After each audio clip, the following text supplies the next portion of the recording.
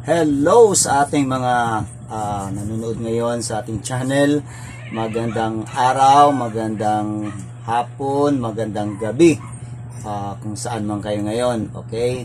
Hello din po sa mga taga-America dyan sa United States, and lalo na dun sa mga taga-Canada dyan sa may Germany, and somewhere in Europe. Alright, and of course, kumusta po dyan sa mga kaibigan natin, subscribers natin, ang mga OFW. Good morning, good afternoon, and good evening. Okay, so eto na ngayon, nakakatawa ang pasabog po natin ngayong umaga.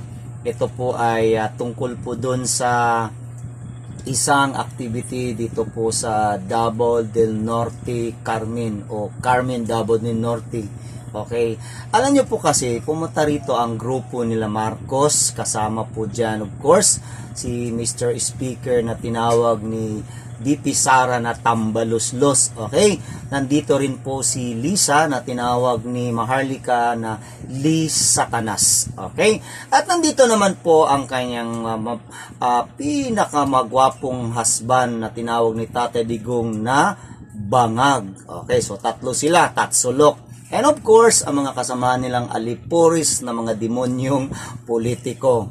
Okay. So, anong nangyari po ngayon? Namumudpud po sila ng bigas at saka pera. At makikita mo sa mga highway, andun po ang napakalaki mga tarpaulin na hanggang tenga ang ngiti nitong dalawang tao na to, si Lisa at saka si Martin Tambaluslos. Sa anong kadahilanan? Malay natin, nakatatakbo na naman ng posisyon itong dalawa. Kasi magtaka ka, bakit po kayo naglagay ng mga tarpaulin dun sa highway? Kung ang pakay nyo lang po naman ay mamimigay ng mga pera, magpapaulan ng pera dyan sa Davao del Norte, at meron pa po silang tinawag na pa-concert na ang inimbitahan po nila 5 artista na talagang gumastos ang administration na ito ng millions. Isipin mo ha, gumastos sila ng millions para po dumami ang taong manonood sa kanilang konsyerto. Okay. So, baka mapahiya sila na hindi nila matapatan ang napakaraming taong pumunta doon sa Tagum noong kasagsagan ng Maisog Rally, which is ang inyong abang lingkod ay nandun po ako at saksi po na aking dalawang mata na napakaraming tao kahit dumating ako doon ng alas 7 na ng gabi dahil po ma-traffic. Okay, at nakita ko po marami pa pong taong hindi pa nakapasok. As in, sa totoo lang, punong-puno ang oval ng Tagum City sa Davao del Norte. Okay, ito na. So ngayon, namimigay na sila ng pera at saka bigas.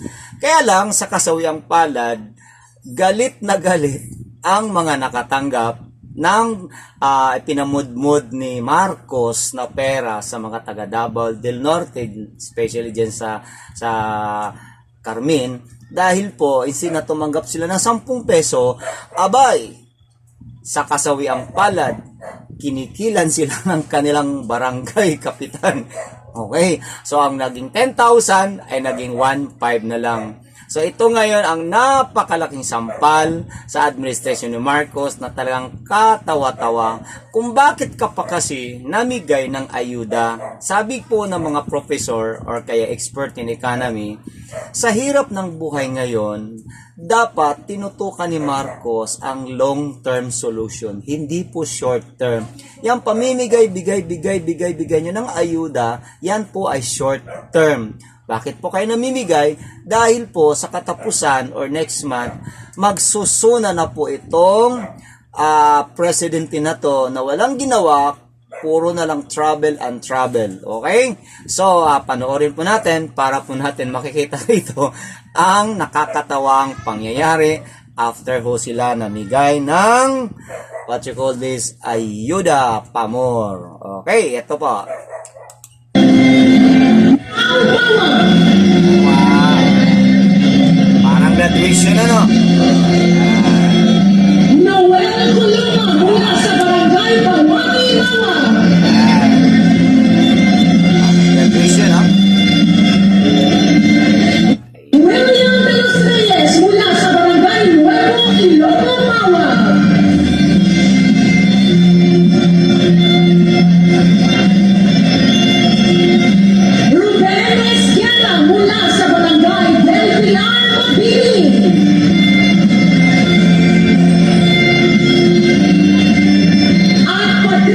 panawagan mula sa Barangay San Isidro ng Bunduran.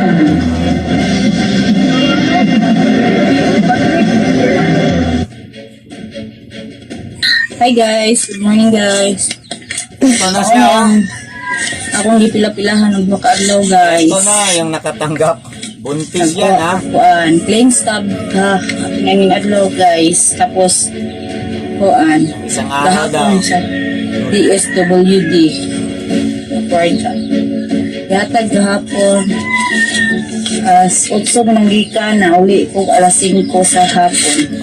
Taas ng pila. Grabing pila guys. Yang dusa ng kwartaha guys. 10,000 guys. 1, 2, 3, 4, 5, 6, 7, 8, 9, 10. 10,000 guys. 10,000 na siya guys ha. Wala ko kabalo guys kung pila ko ani guys kay ihatod pa doon sa barangay kay sa barangay pa doon ni Iagi guys. Ang ano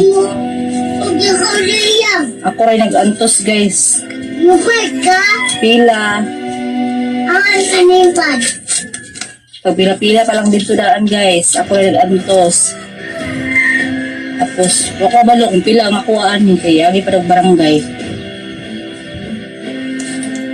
Pinapapunta ho siya sa barangay. Barangay niya guys. Ito din na kwartaha guys. 10,000.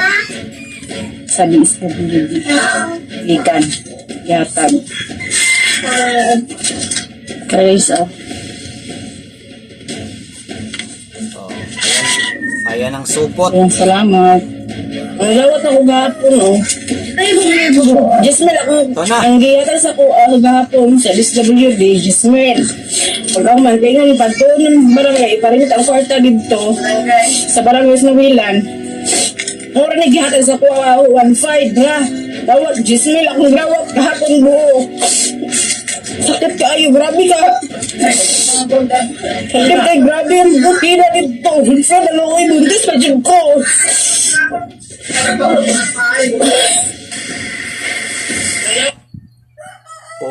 Okay. So, ayun na. Ayun. Kita nyo? Nakita nyo, mga Pilipino? Okay. Okay, kitang-kita nyo sa inyo dalawang mata, no? So, ito na po ang nangyayari dito. Okay. Namimigay po ng pera ang DSWD. Of course, ang DSWD kasama dun sa inatasan ng ni Tambaluslos na sila po ang magdi-distribute ng 10,000. Ito po ay pinipili lang ng mga taong pumunta doon. Alright? So, ito ngayon, ang isang buntis na pumili siya ng alas 8 ng umaga, ay nakuha yung ayuda niya bandang alas 5 ng hapon, pasado na ito. Okay? 10,000. Okay, 10,000. Sa kadahilanan, masamang balita, pinapapunta po siya sa barangay. Bakit daw po? Kasi kakaltasan, babawasan yung natanggap nilang ayuda na 10,000 at ang natanggap naman itong kawawang buntis na Pilipino is only 1,500. Eto na ngayon ang tanong.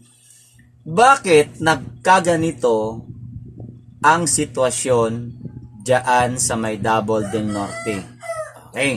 Unang-una, Marcos Jr. Diktador. Bakit ho kayo pumunta ng Davao del Norte sa anong kadahilanan? Okay?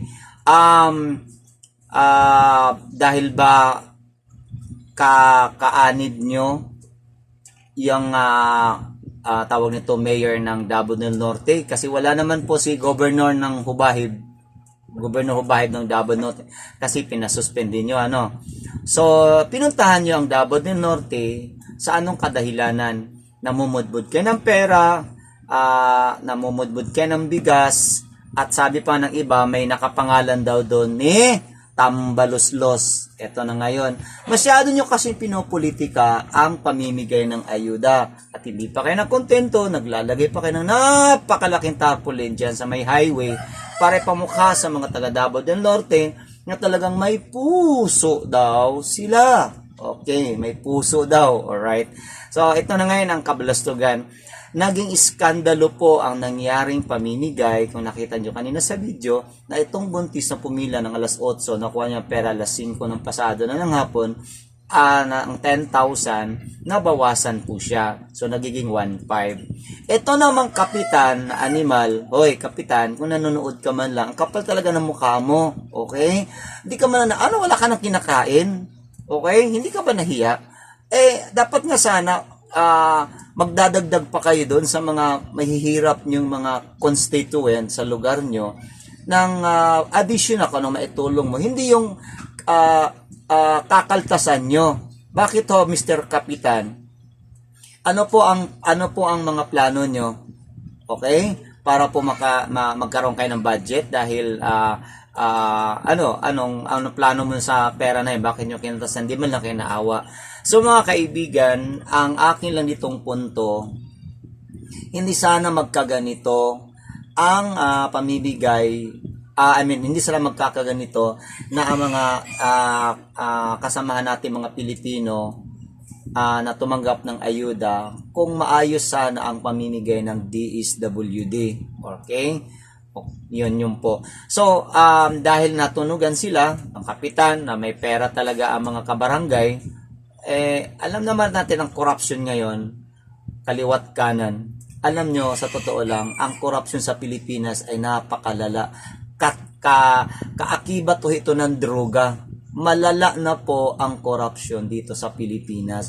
Hanggat wala tayong kamatayan na parusa o death penalty for corruption, itong ibang politiko na mga demonyo, animal, anak ni Satanas, anak ni Barabas, hindi po yan titigil dahil kapal mukha na yan, okay? Mula pa na pagkabata na yan, ganun talaga yan sila, magnanakaw talaga yan sila dahil wala ho tayong kamatayan na parusa. So ito lang yung masasabi ko ngayon sa nangyaring ayuda sa ni Marcos na talagang bumaha ng pera sa Davao del Norte kahapon. Ito po ay nabahiran ng iskandalo. So, ito naman, ano nangyari sa inyo? Bumalik naman sa inyo ang kahihiyan. Kayo ang gumawa ng basura, kayo nagtapon ng basura, kayo rin ang binalikan ng basura. Okay? So, maliit lang ito na video, pero malaki ito na issue. Maliit na video, pero malaking issue sa sambayanan dahil nalalaman ng buong Pilipino na ito pa lang sila Marcos pumunta, ang grupo nitong Tatsulok, si Lisa, si Marcos, at si Tambaluslos. Tawag niya sa kanila Tatsulok. Ito yung tatlong T na nagpahirap sa bansa. Ano yon? T, Tambaluslos. Yung another T, Tambangag. Ang another T is Tampuki. Okay, nakita ko lang yan sa social media kaya binanggot ko ulit. So, tatlong T na nagpahirap sa bayan. Na kaibigan ko, malala na po ang sitwasyon ng bansa. So, kailangan na po natin kumilos, magkaisa, magkapit-bisig para bumaba sa pwesto yang Marcos Jr. na yan. Hindi na po ako, kumbaga sa akin, I cannot afford that he will stay for another 4 years to rule this country doing something wrong. Alright? So, thank you so much sa panonood nyo. And maraming salamat sa inyo. Magkikita-kita tayo ulit. Thank you so much. Bye-bye po.